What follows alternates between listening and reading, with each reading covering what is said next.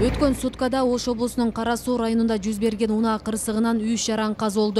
Авто кырсык кечээ 16 февраль күнү саат 22:30 чамасында Бишкек Ош эл аралык маанидеги авто жолунун 661 чакырымында жүз берген.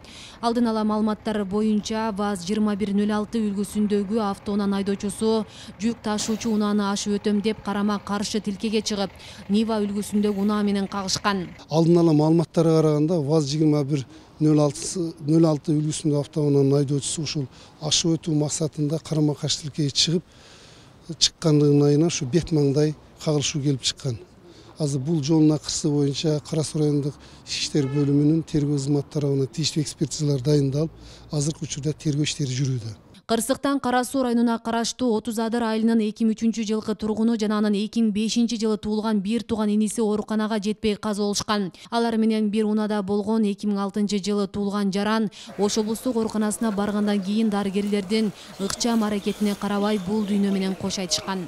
Экөөсү ошол жактан өлүп келген да. Үчүнчүсү ушул жерге Абдрахман аты Абдрахманов деген бала ушул жерге келгенде 2 сааттайын үзүлгөн. Бул жерде келгенде өтө тяжелый келген. Кабыргасы сынып, көкүрөк көңдөйүнө кан куюлуп кеткен. Аны бул жерде атпунктура кезде 1,5 литрдей кан алышкан. Андан сырткары неме кылып, лапаросинтез кылып, микрохирургия кылып, ички органдарында текшеришкен. Рентген жасалган, баш сөөгүн, моюн омурткасын рентген жасалган. Ушул жерде бардык специалисттер көрүшкөн, видимо, травма аябай тяжелый болгон, сочетанный травма, ошондон баягы эмеден травманын последствиясынан өлүп калды да.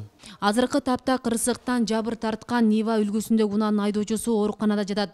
Анын абалын дарыгерлер орточо туруктуу деп баалашты. Ал өзү дагы окуя тууралуу буларга токтолду. Мен алдымда бир 4-5 машина катар кетип атканбыз.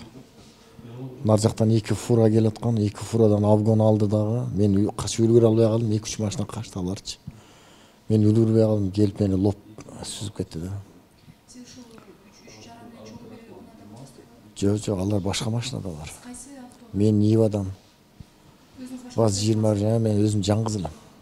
Мен карабыл жана көздөп кетип аткан болчумун. Ал жерде 3 эме кагышты ушундай. 3 машина кагышты. Менен кийин мени сүзүп, менен кийин КамАЗдын тагына кирип кетти да. КамАЗ менен да кагышты. Адан кийинкисин билбейм мен. Азыр эми Кудайга шүгүр ушуна жамба санымда тилик бар, ошол азыр кечинде тигишкен. Анан адам башка башым ооруп атат. Сотрясение алган баш. Калган эми жакшы, врачтар жакшы эле карап атышат. Боюнча ошо 4-бейтаптын немеси предварительный диагноз болуп атат, сотрясение головного мозга, закрытая черепно-мозговая травма, сотрясение ушибы, ссадины лица, головы деген диагноз болуп атат. Кийин бир азыр пока бул предварительный диагноз да.